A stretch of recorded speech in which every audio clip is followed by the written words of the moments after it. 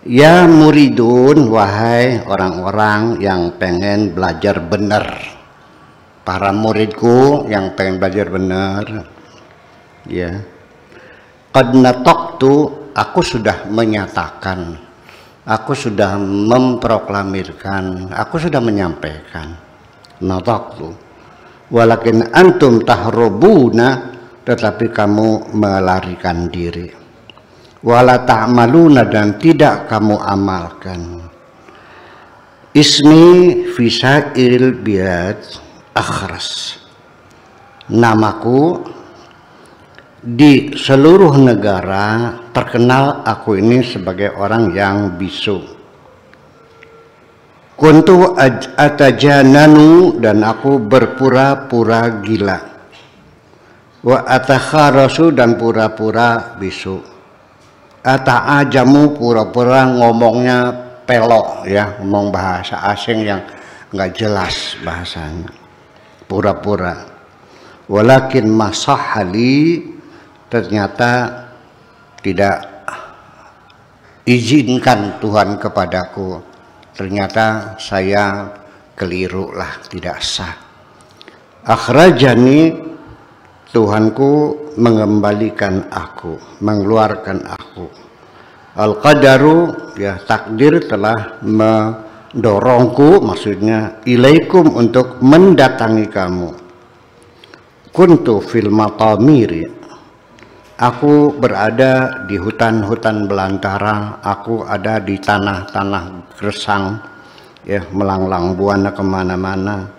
Akhrajani, ya, wa aq'adani, aku dikeluarkan dan disuruh duduk alal kursi, di atas kursi. Nanti saya terangkan, ini bahasanya gitu. La takdzib fi ma laka qalbani bal huwa qalbun wahid. Jangan bohong, di dalam dirimu hanya ada satu hati, bukan dua hati, hanya satu hati.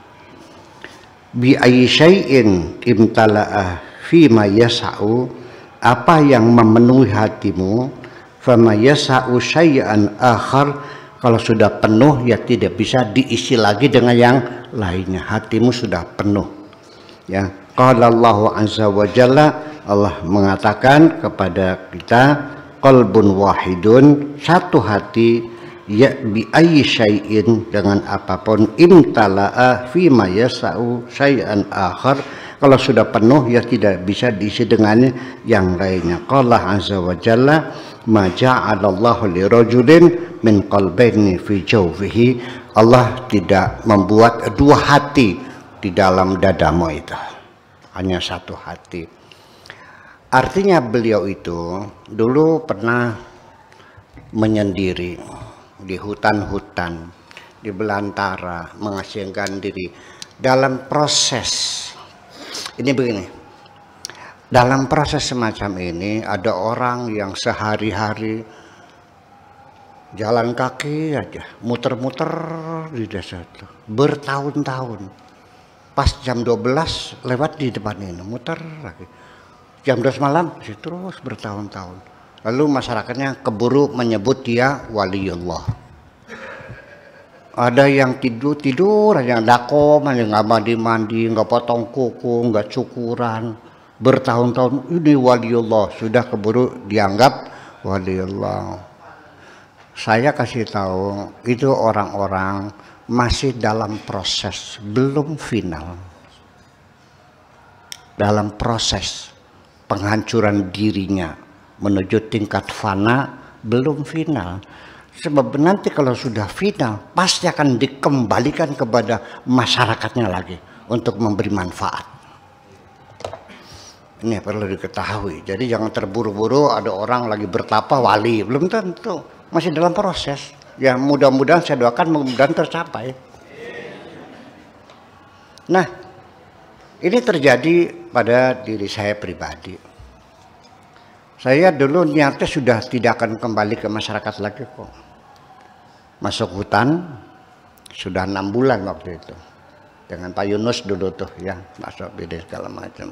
Di hutan Subang antara Sungai Cilamatan dan Cilelei. sampai 6 bulan.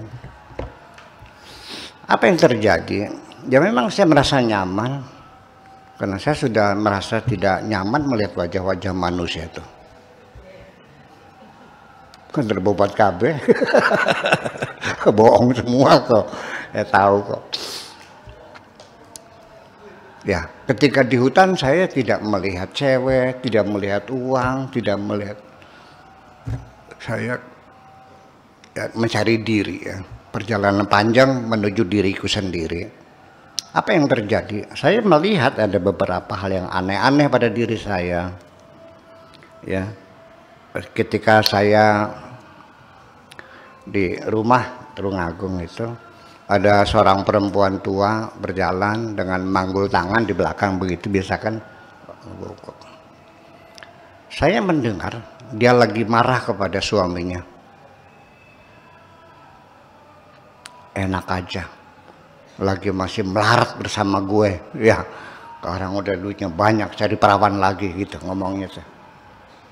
Ini suaminya berselingkuh. Saya dengar kok, hebat juga ya. Saya merasa nyaman gitu, kebahagiaan, kedamaian, ketenangan, ketentraman, nggak ada rasa takut, semuanya itu. Melihat pohon-pohon sangat nyaman, melihat ular, melihat kodok, semuanya merasa nyaman. Dan juga saya mulai menyadari bahwa betul apa yang dikatakan Allah, yusabbihu lillahi ma fis samawati wa ma fil ardi. Apa yang ada di langit, apa yang bumi, binatang-binatang, semuanya bertasbih. Ya ternyata setelah berulang kali kita di hutan khalwat itu, ya ternyata yang dulu saya anggap bunyi jangkrik, crik gitu, ternyata apa yang sedang subhanallah, alhamdulillah, wala ilaha illallah, Allahu akbar. Cangkeret tuh, itu adzan maghrib tuh. Begitu betul set masuk teret gitu tuh, namanya cangkeret. Nanti begitu mega merah hilang, masuk isya, bunyi lagi teret adzan. Nyaman nggak? Enak, nyaman.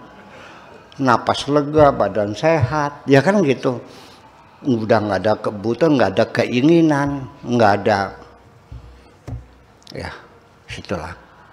Tetapi lalu saya berpikir, kalau saya merasakan nyaman sendirian, dengan mungkin berbagai keistimewaan yang Allah berikan kepada saya, ya saya syukuri ya.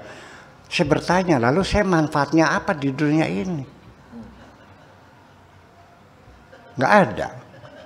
Berarti hanya untuk dirimu sendiri.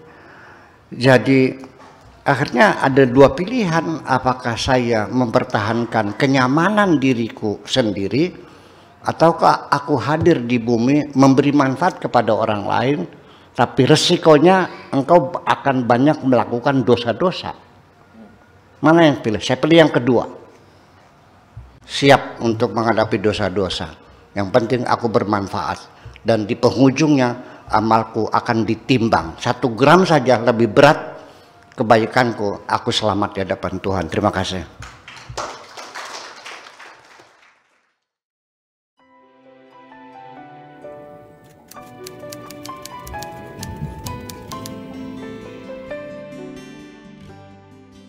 Aku hanya ingin berbagi kebahagiaan dan tidak menggurui siapapun. Terlalu sulit bagiku untuk menyalahkan siapapun. Akan tetapi apabila ada orang yang ingin mengisi raporku, tentu aku sangat gembira sekali. Dan kujamin aku tidak akan sakit hati sedikit pun.